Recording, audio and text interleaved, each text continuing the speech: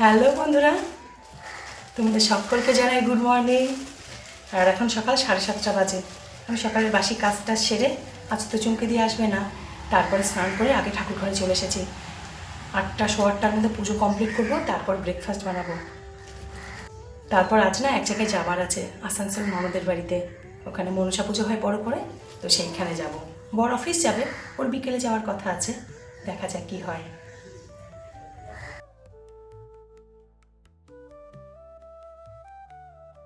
আমার গাছের ফুল এইগুলো, আর এই গাঁদা ফুল আর রজনীগন্ধা ফুলও দেখলাম কয়েকটা দিয়ে দিল। এগুলো কিনে এনেছি কালকে রাতে গিয়ে, ঠাকুরের জন্য ভোগ নিয়ে এসেছি আর ফুল কিনে এনেছে। অন্যান্য বছরগুলোতে তো আমাদের বাড়িতেও মনসা পুজো হয়, কারণ আমার শ্বশুর বাড়িতে মনসা পুজো আছে। আমরা প্রতি বছর মনসা পুজো করি। আমাদের বাড়িতে হলো অষ্টনাগের পুজো। চিত্তরঞ্জন থেকে অষ্টনাগ নিয়ে আসি, তারপর পদ্মদাসে পুজো করে। আশেপাশের বেশ কয়েকজন লোক আমাদের বাড়িতে পুজো দেয়, টিঙ্কু আমাদের বাড়িতে পুজো দেয়। কিন্তু এবার তো হবে না।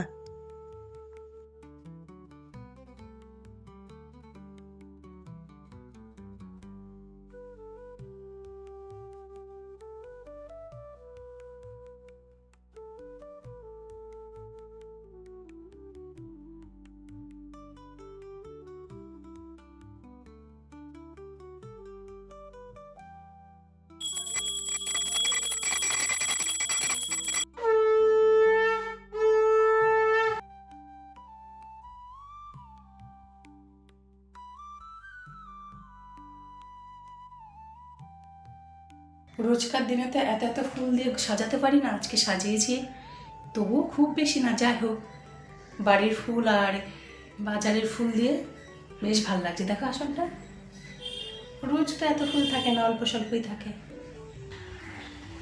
ভালো লাগছে দেখতে। এগুলোকে দেখো, বর খাবার দেবে, খাবার আনতে গেছে ঘরে, অবস্থা দেখো কীরকমভাবে বসে আছে। একটা লালুর গার্লফ্রেন্ড, একটা ভুলুর গার্লফ্রেন্ড। এই দেখো,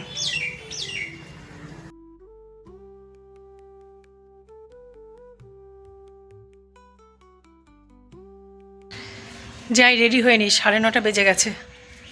ওরা 10টায় আসবে বলেছে, দেরি হয়ে যাবে রেডি না হলে।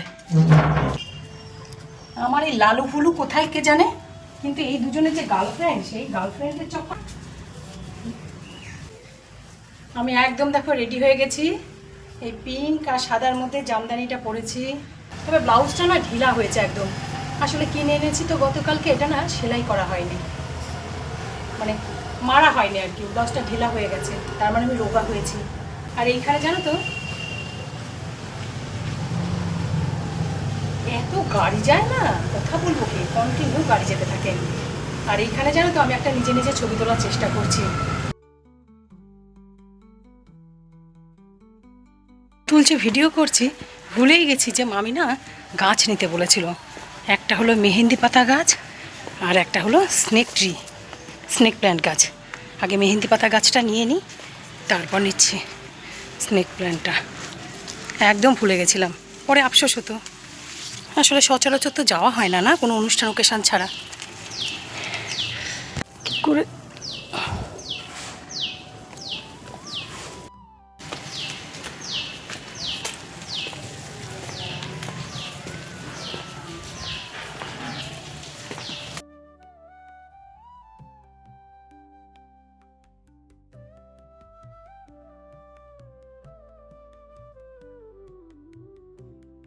এত গাছ ভালোবাসি, সকলকে দিতে লাগাতে, আর মামি চেয়েছে, আমি ভুলেই গেছিলাম। কেন রে দাঁড়া, বড়দার বাড়ি গেছে, আমার দেওর এত বড় গাড়ি এনেছে আমাকে নেওয়ার জন্য, ব্যাপার আছে একটা। দেওর দেখ না, বড় লোক দেওর। ছোট লোক।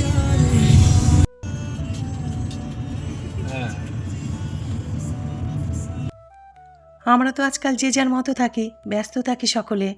মাঝে মাঝে যখন সকলের সঙ্গে দেখা হওয়ার কারণ পাই বা সুযোগ পাই না, ভীষণ ভাল লাগে, হাতছাড়া করতে ইচ্ছে করে না।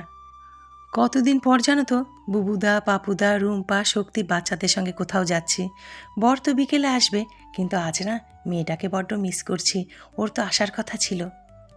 সকাল থেকে তোমাদেরকে আমি ননদ ননদ বলে যাচ্ছি, কিন্তু ননদিনীর নামটাই তোমাদেরকে বলা হয়নি। আমার ননদিনীর নাম হলো পদ্মা, আর আমরা পৌঁছে গেছি পদ্মার বাড়িতে। আর কতদিন পর ওর এই ফ্ল্যাটটাতে এলাম। ওরা তো এখন এখানে থাকে না, কলকাতাতে থাকে, তাই জন্যে না আর আসা হয় না। আগে খুব আসতাম।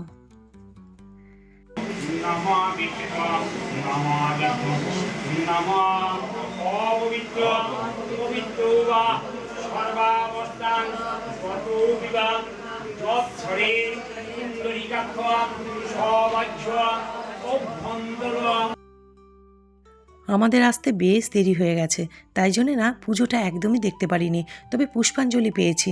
আমি পুষ্পাঞ্জলি না দিলেও শক্তি, রুম্পা ওরা তো পুষ্পাঞ্জলি দিল, ওরা পুষ্পাঞ্জলিটা পেয়েছে।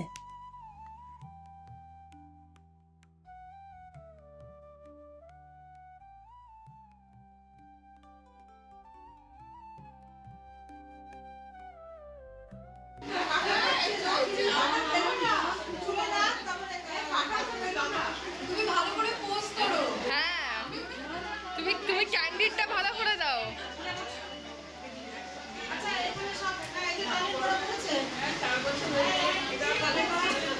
আসছি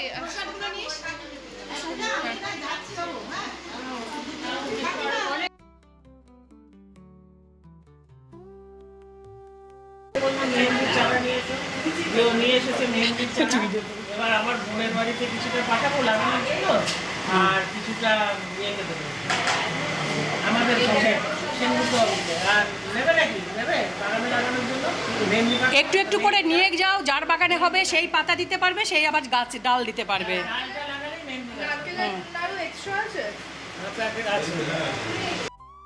আমরা ভীষণ আনন্দ করছি। এই ননদের এই ফ্ল্যাটটা আমাদের ভীষণ পছন্দের, ফুলেরও পছন্দের, কিন্তু আমরা আসতে পারলাম না। তোর যা আবার আমাকে কিন্তু ম্যাচিং ম্যাচিং লাগছে, দেখ কুর্তি শাড়ি কিন্তু একই রকম, একদম একদম ম্যাচিং হয়ে গেছে একদম। একটা ছবি তুলি। আর প্রতিটা ব্লগ দেখে এবং ভীষণ ভালোভাবেই দেখে, আমাকে কমেন্ট করে। দেখবে আমার বন্ধুরা তোমরা, শুক্লাদেব বলে একজন আছে যে আমার ব্লগে প্রতিটা ব্লগেই কমেন্ট করে, ভীষণ মানে আমাকে উৎসাহ দেয় সবটাতে। তো থ্যাংক ইউ মামি।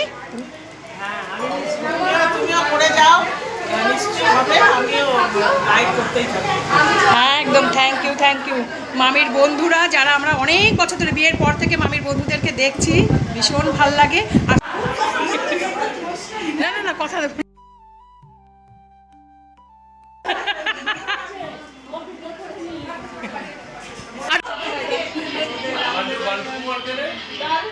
হ্যাঁ।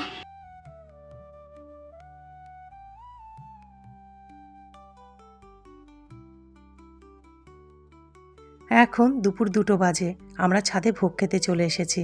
আর প্রথম পাতেই যেটা পড়লো মিষ্টি মিষ্টি পোলাও, সাথে আলুর দম, তারপর ছিল খিচুড়ি, লাবড়া তরকারি, বেগুনি, চাটনি, পাঁপড়, পায়েস, অনেক অনেক কিছু ছিল ভোগে। আর দুর্দান্ত হয়েছিল ভোগ খেতে। এটা প্রতি বছরই হয়।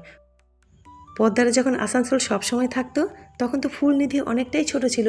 নিধি মানে পদ্মার মেয়ে, ওরও একটি মেয়ে, তো ও তখন বাইরে পড়াশোনা করে, ওরা তখন খুব ছোট ছিল। এই ছাদে না কত খেলতো ওরা, বাপরে বাপ আসলে পরেই। আর আমরা ওদের ফ্ল্যাটে সকলের সঙ্গে পিকনিক করেছি, আমরা হোলি খেলেছি, অনেক অনেক মজা করেছি ওর ফ্ল্যাটে। ঝড়ো ঝড়ো ঝড়ো ধারা বাদল বাউল বাজায় বাজায় বাজায় রে জামের বনে ধানের খেত আমি কোথাও দুঃখ কোথাও মৃত্যু। হ্যাঁ এইটা আর এর সাথে একটা ম্যাচিং করে পাঞ্জাবি ওই বুড়িদির মেয়ে মার কাজে দিয়েছিল। এখন সন্ধ্যে 6:30 হবে, আমরা একটু বেরিয়েছি। আর ওদিকে বড় আসছে, ও বলল ও রাস্তায় আছে। পদ্মা যাচ্ছে পুকুরে ঠাকুরের ওই ফুল বেলপাতা, তারপর দুধকলা ওগুলো জলে দিতে।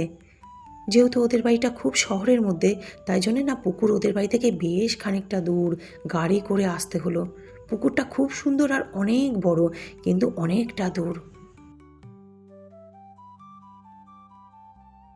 পুকুর থেকে আস্তে আস্তে এদিকে বড় চলে এসছে।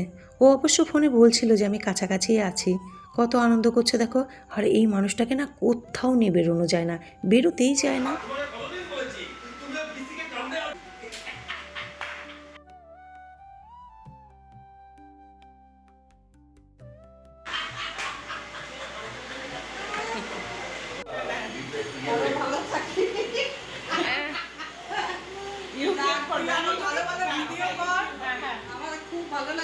আমার এটা শুধু ননদই না, এটা আমার বোন, আমার বন্ধু, আমার সব কিছু বিয়েটা ওর থেকে। ও আমার কাছে। সারাটা দিনের অসম্ভব ভালো লাগা নিয়ে বাড়ি ফিরছি। খুব খুব ভালো কাটালাম, প্রতি বছরই কাটাই, এবারও কাটালাম। আর বন্ধুরা, আমি আমার আজকের ব্লগ এখানেই শেষ করছি। আবার আগামীতে দেখা হবে তোমাদের সঙ্গে নতুন একটি ব্লগের সাথে। তোমরা ভালো থেকো, সুস্থ থেকো, বাই।